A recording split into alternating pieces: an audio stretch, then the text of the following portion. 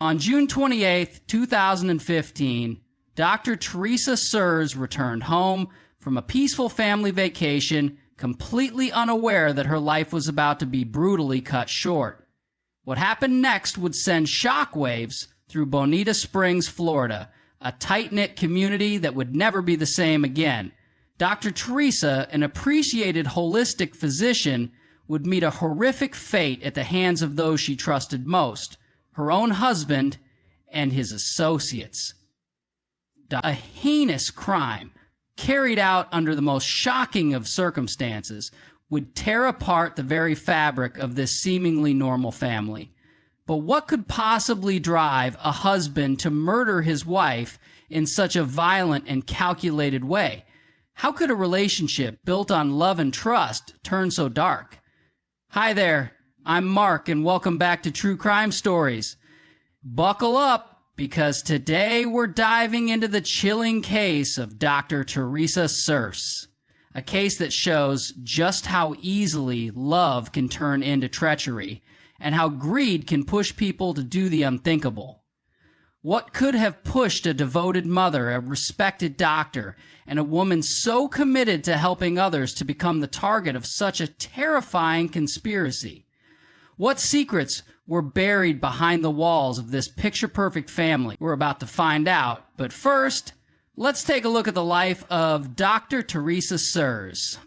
Dr. Teresa Sers was no ordinary physician. She was a holistic doctor who dedicated her life to blending traditional medicine with alternative therapies, helping patients who were desperate and had exhausted all other options. She graduated from Ross University School of Medicine in 1996, and after establishing her practice in Bonita Springs, Florida, she became a beacon of hope for those looking for healing and wellness.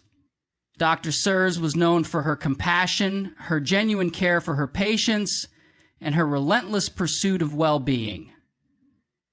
But her husband, Mark Douglas Sers, served as the office manager at her practice.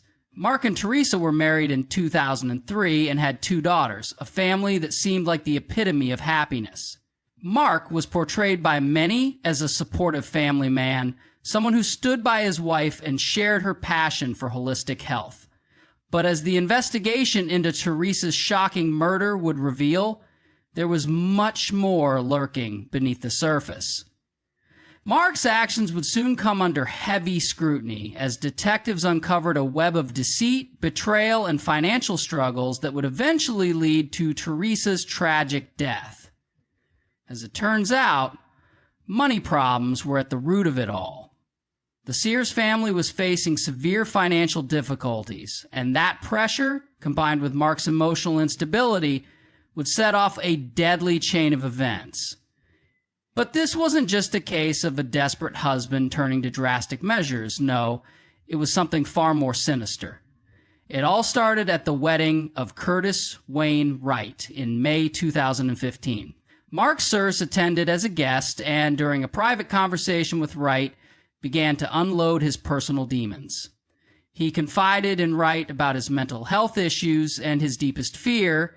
Teresa, the woman he claimed to love, was planning to take their children away. He painted a picture of a life he couldn't bear, a life that seemed to be crumbling around him. But what was most shocking was what Mark said next. He told Curtis that he wanted Teresa dead. He believed that if she was gone, the insurance payout from her life policies would solve all his financial problems. At first, Curtis was hesitant. After all, this wasn't exactly a normal conversation to have at a wedding. Marcus turned the conversation to hell more directly and inflamed a fire with this statement. This is heavy metal music. But after some convincing, and after Mark promised him a share of the life insurance money, Curtis Wayne Wright reluctantly agreed to help. And from there, the plot only thickened. Wright wasn't going to do it alone. He reached out to Jimmy Roy Rogers, a man he knew who could help with the execution of the plan. Together, these 3 men would go on to orchestrate one of the most shocking and senseless murders in the history of the Bonita Springs, Florida. But what led Mark, Curtis, and Jimmy to take such drastic, violent steps? Was it really just about money? Or was there something deeper at play here? We're just getting started, folks. Stay tuned, because this story is going to get even darker. Wright promised Rogers a portion of the life insurance money as compensation for his involvement in his trial testimony. Wright characterized Rogers as someone with a history of violence, stating that he had been involved in other deaths. This portrayal highlights Rogers' willingness to commit murder, making him a suitable accomplice for the planned attack on Teresa Mark. Sers devised two potential scenarios for executing the murder. The first scenario involved killing Teresa at their home on June 28th, making it appear as though a burglary had occurred to prepare for this option. Mark tested access points to their property, including going over the backyard fence and trimming bushes to create a clear path to the garage. He also instructed WRI on how to enter the house and disable the security system. The second scenario, considered by Mark, involved murdering Teresa at her medical office on June 29th, aiming to disguise it as a mugging. He provided Wright with aerial photographs of the building, identifying a secluded stairwell that Teresa often used when leaving work late at night. Mark even shared access codes for this stairwell with Wright, emphasizing that regardless of where the murder took place, it should appear to be an act of robbery or burglary. On June 28th, 2015, Teresa Sers returned to her home in Bonita Springs, Florida, after cutting short a family vacation in upstate New York. She arrived at Southwest Florida International Airport, where security footage captured her rolling her suitcase through the terminal after calling her husband, Mark, to inform him that she was safe. Teresa got into a car and drove home. Unbeknown to her, two men were waiting inside the house, ready to execute a deadly plan orchestrated by her own husband, Mark, the same person who she had just informed about her safety inside the house.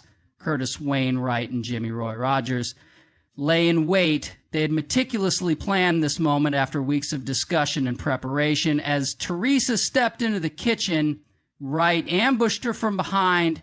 He had picked up a hammer from the garage freezer earlier and struck Teresa once in the head. Startled by the sudden attack, she turned to confront her as Salent, but was met with another blow. The violence escalated rapidly as Rogers joined in, wielding his own hand hammer. The two men attacked Teresa with brutal force, striking her repeatedly until she fell to the floor in a pool of blood. Witnesses later described how Teresa fought back instinctively, raising her hands to protect herself from the blows. Despite her efforts, she succumbed to the overwhelming assault, sustaining a total of 17 impact wounds to her head before silence fell in the kitchen. Once they were certain Teresa was dead, Wright and Rogers left the crime scene without activating the alarm system. They had previously disabled it using the knowledge provided by Mark Sers during their planning discussions. The murder had been executed swiftly and without any immediate evidence of forced entry. They used an unlocked side door to gain access after committing the crime rights. And Rogers returned to Missouri in their rental car. They believed they had successfully covered their tracks. Meanwhile, Mark Sers received alarming news from Dresser's office early on June 29th. She had not shown up for work, appearing concerned about his wife's absence. He called a family friend to check in on Teresa at home. This call would lead to the discovery of Teresa's body and set off an investigation that would unravel a complex conspiracy on the morning of June 29th, 2012. 15. Teresa Sers was discovered dead in her kitchen by a family friend after Teresa failed to show up for work.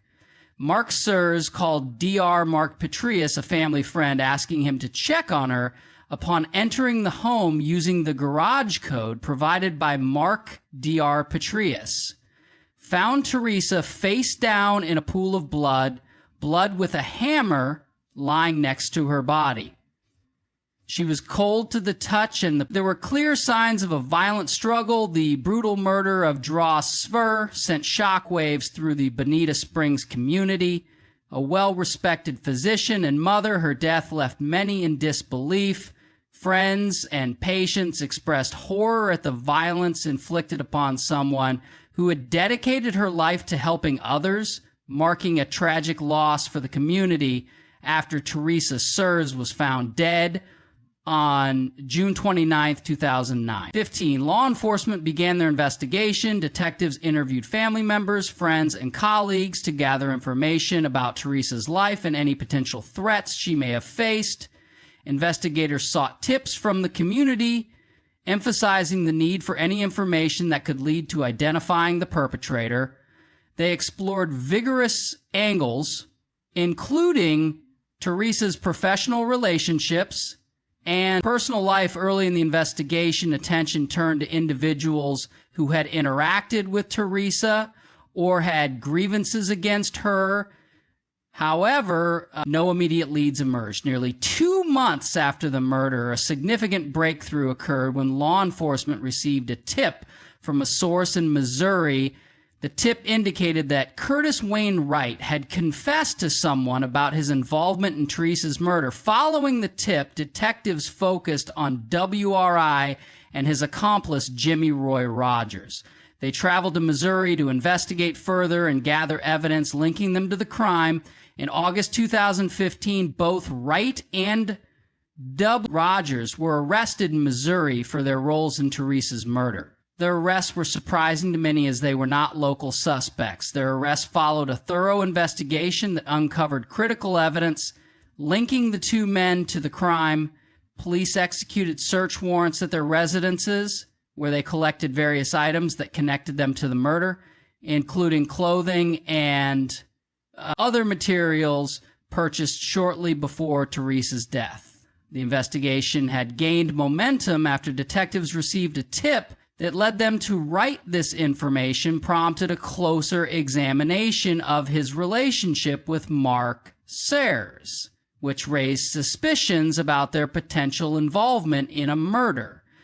For higher scheme, the evidence collected during the arrest would later play a significant role in the trials of both men. Initially, Curtis Wayne Wright denied any involvement in Teresa's murder during police interrogations. However, as investigators presented evidence against him, he eventually crumbled and ended up confessing to his role in the crime. In his testimony, Wright detailed how Mark Severs had approached him with the idea of killing Teresa during his wedding in May 2015, citing marital problems and financial motives. Wright admitted that he'd agreed to take care of it for at least $100,000 from Teresa's life insurance policy. He also implicated Jimmy Roy Rogers as his accomplice, describing how they planned and executed the murder together. This confession was pivotal in establishing Mark Severs' involvement in orchestrating the murder plot, as Wright provided critical details about their communications and planning efforts leading up to the crime. In February 2016, he agreed to a plea deal with prosecutors to avoid facing a potential capital murder charge. Under the terms of the plea agreement, Wright confessed to his role in the murder and agreed to testify against his co-defendants, Mark Sers and Jimmy Roy Rogers. In exchange for his cooperation, he was sentenced to 25 years in prison for second-degree murder. This plea deal required that he provide substantial assistance to the prosecution throughout their cases against Sers and Rogers.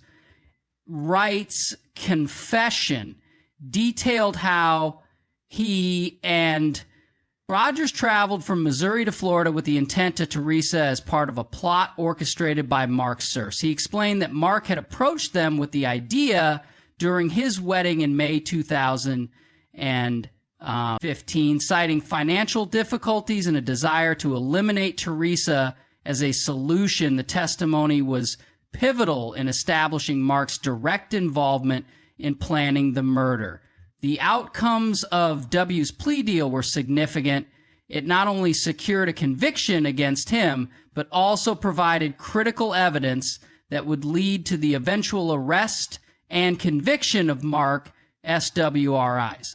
Willingness to cooperate with LA enforcement marked a turning point in the investigation, as his insights into the conspiracy illuminated the events leading up to Teresa's tragic death in December 2015, after an extensive investigation into the murder of Teresa Sers. Law enforcement arrested her husband, Mark Sers. Detectives had been meticulously gathering evidence that linked Mark to the conspiracy to kill Teresa, which culminated in his arrest. The investigation revealed a series of text messages exchanged between Mark and Curtis Wainwright, which indicated a clear conspiracy to murder Teresa for financial gain. These messages outlined discussions about the murder plot and demonstrated Mark's direct involvement in orchestrating the crime. Prosecutors alleged that Mark had hired WRI and Jimmy Ray Rogers to carry out the killing, motivated by financial pressures and fears of losing custody of their daughters. Additionally, court documents released during this time highlighted troubling aspects of Mark and Teresa's marriage, including financial difficulties, potential infidelity. The evidence suggested that Mark stood to gain significantly from Teresa's life insurance policies, which totaled over $4 million across 5 separate policies. On December 4th, 2015, shortly after Teresa's funeral, Mark was taken into custody. He was escorted by law enforcement from the Lee County Sheriff's Office, wearing a red jumpsuit with bonds set at $4.40, $3 million. As investigators pieced together the timeline of events leading up to Teresa's murder, they expressed confidence that they had enough evidence to charge him with first-degree murder. Mark Seaver's arrest marked a significant turning point in the case, as it shifted focus onto him as a central figure in the conspiracy. His initial cooperation with investigators began to wane as the evidence against him mounted, leading to a complex legal battle that would unfold in the months to come. Following Mark Seaver's arrest in December 2015, investigators intensified their efforts to gather additional evidence related to the murder of Teresa Sers. A critical aspect of this ongoing investigation involved the analysis of digital evidence, particularly GPS data from the rental car used by Curtis Wainwright and Jimmy Ray Rogers. During their trip from Missouri to Florida, investigators obtained the GPS data, which provided a detailed account of the route taken by Wright and Rogers. This information was crucial in establishing a timeline of their movements leading up to the murder. The data confirmed that they departed Missouri on June 27, 2015, and arrived in Bonita Springs early on June 28th, just hours before Teresa was killed. The precise timestamps indicated that they had arrived at the Sivers home around 6 a.m., aligning with the timeline of events surrounding Teresa's murder. In addition to the GPS data, investigators also analyzed cell phone records that revealed communications between Mark Sers and Wright. These records indicated a pattern of contact leading up to the murder, further solidifying the connection between Mark and the conspiracy. The use of prepaid phones by Mark and Wright suggested an attempt to evade detection, but investigators were able to trace their communications. Effectively, the collection of this digital evidence played a significant role in cooperating witness testimonies and establishing a clear narrative of how the murder was planned and executed. As investigators continued to piece together the evidence, it became increasingly apparent that Mark Sears had orchestrated the crime. Leveraging his relationship with Wright and connect Rogers to carry out his intentions, this phase of evidence collection not only reinforced existing findings, but also laid the groundwork for subsequent legal proceedings against Mark Sers, ultimately shaping the trajectory of the case as it moved toward trial. As preparations for the trial began, Prosecutors focused on compiling a comprehensive body of evidence against both Curtis Wayne Wright and Mark Severs. A significant piece of evidence came from surveillance footage captured at a local Walmart, where Rees and Jimmy Ray Rogers were seen purchasing items that would later be linked to the murder of Teresa Sers. The footage showed the two men shopping with apparent disregard for concealing their identities as they bought trash bags, flushable wet wipes, black towels, and a lockpicking kit.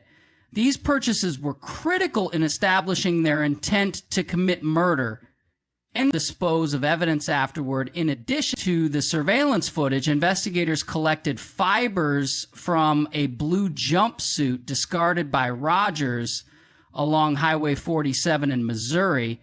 Forensic analysis revealed that these fibers matched those found on Teresa's clothing at the crime scene, providing a direct link between Rogers and the murder. This physical evidence bolstered the Procéans case by demonstrating that both men had been present during the crime. The prosecution also gathered digital evidence, including GPS data found from the rental car used by WRI and Rogers.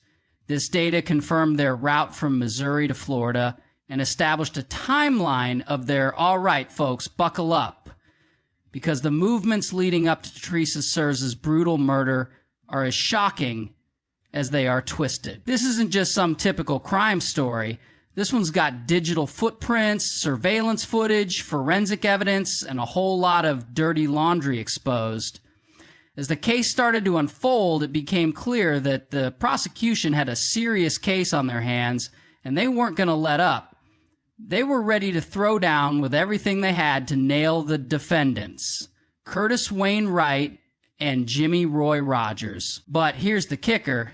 It wasn't just them. Oh no, the mastermind behind it all, Mark Sers. Teresa's own husband was about to be thrown under the bus, and all the evidence pointed straight to him. The prosecution was gearing up for an epic showdown in court.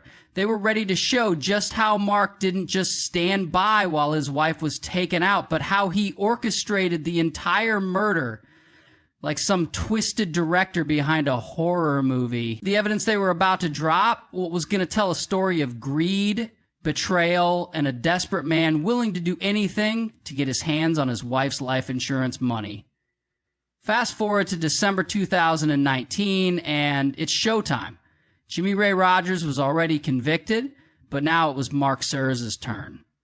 The prosecution was ready to drop the hammer, and this time they were leaning heavily on the testimony of Curtis Wayne Wright, the man who took the deal and agreed to flip on Mark in exchange for a lighter sentence. Wright was going to spill the beans on the entire conspiracy, and boy did he have a lot to say. He told the court exactly how Mark had masterminded the plan, giving the prosecution all the juicy details they needed. And when the prosecution let them have their fun, they would never take him alive again, and he would go limp for that. And then came the evidence.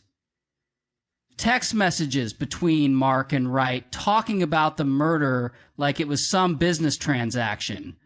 What's even crazier? The whole thing was motivated by money. Good old-fashioned greed.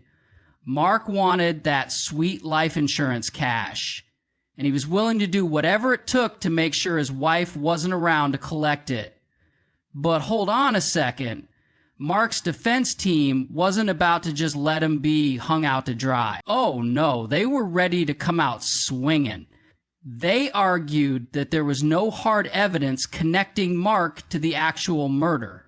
They pointed to the fact that it was Wright and Rogers who physically carried out the crime, not Mark himself.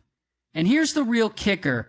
They tried to discredit Wright's testimony. Why? Because, well, the guy has a criminal record and a history of mental health issues, including bipolar disorder. Now, the defense suggested that maybe Wright was making up the whole story to save his own skin. They even threw out the idea that Wright was just repeating a narrative fed to him by law enforcement during his interrogation. Pretty bold, right? But no matter how hard the defense tried to make it stick, the jury was presented with a mountain of forensic evidence. Fibers from a blue jumpsuit worn by Rogers were found on Teresa's body, and those fibers matched up with clothes Rogers had discarded after the murder. This was looking worse and worse for Mark. Still, the defense stuck to their guns, claiming that Mark had no direct involvement in the planning or execution of his wife's murder. Then, December 4th, 2019 rolls around, and after just 4 hours of deliberation, the jury came back with their verdict. Mark Sers, guilty. First-degree premeditated murder, conspiracy to commit murder, you name it. They didn't buy his innocence for a second. The evidence was just too overwhelming. Mark had planned it all. He had recruited Wright and Rogers, and he was the one who was going to cash in on Teresa's life insurance. Now it was time for the sentencing phase. The prosecution had one goal in mind. They wanted Mark to get the death penalty. They pushed hard, bringing up two key aggravating factors. First, that the murder was cold, calculated, and premeditated, and second, that it was carried out for financial gain. They even had victim impact statements showing just how much pain and devastation Teresa's death had caused her family and community. But Mark's defense team wasn't done yet. They brought in family members to testify, talking about how Mark had been a good father and husband in the past. They hoped it would soften the blow. But here's where things got real serious. On January 3rd, 2020, after some serious deliberation, the jury came back with their recommendation: death. Mark Sers was sentenced to death for the brutal murder of his wife, Teresa. They found that the aggravating factors, especially the premeditation, were proven beyond, and just for good measure, he got a consecutive 30-year prison sentence for conspiracy to commit murder. But wait, this isn't over. Mark Sers, true to form, is maintaining his innocence. After the sentencing, his legal team claimed they had new evidence that could clear his name. And this is where things get weird. They've got a letter from Jimmy Ray Rogers, one of the guys involved in the murder, claiming Mark had no part in it. Is that enough to change everything? Legal experts are skeptical. The state of Florida, they're confident that their case is solid. And now it's up to the Florida Supreme Court to decide if Mark will get another shot at freedom or if he'll stay on death row for good. So, what do you think? Do you think that letter from Rogers is enough to prove Mark's innocence? Or is this just another last-ditch attempt by a guilty man trying to wiggle out of his sentence? So let us know your thoughts in the comments below, and don't forget to hit that like button if you're following this insane case.